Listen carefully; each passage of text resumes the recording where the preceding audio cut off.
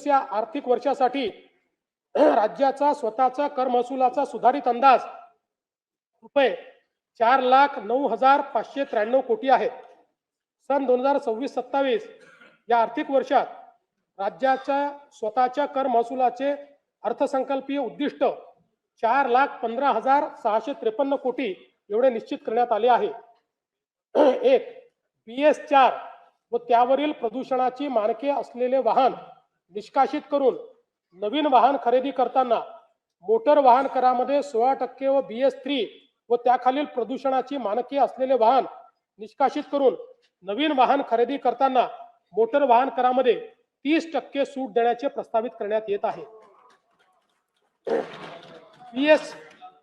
BS4 व त्याखालील वायू प्रदूषणाची मानके असलेल्या परिवहनेतर खासगी संवर्गातील वाहनांच्या पर्यावरण करामध्ये दुचाकी वाहनांवर रुपये 2,000 वरनं रुपये 4,000, हलके मोटर वाहन पेट्रोल कार यावर 3,000 वरनं रुपये 6,000 व हलके मोटर वाहन डिझेल कार यावर रुपये 3,500 वरनं रुपये 7,000 एवढी वाढ करण्याचे प्रस्तावित करण्यात आले आहे.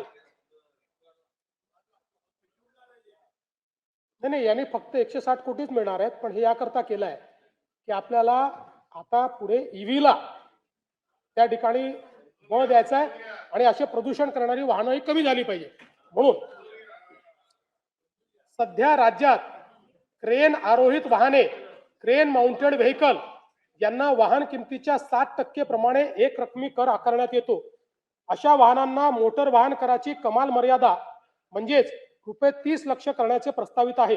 महाराष्ट्र मुद्रांक अधिनियम कलम 59, 60, 63A व 68A या कलमांमध्ये कमी मुद्रांकांवर दस्त निष्पादित केल्यास अपराध सिद्धीनंतर सक्त मजुरी व शास्तीची तरतूद आहे.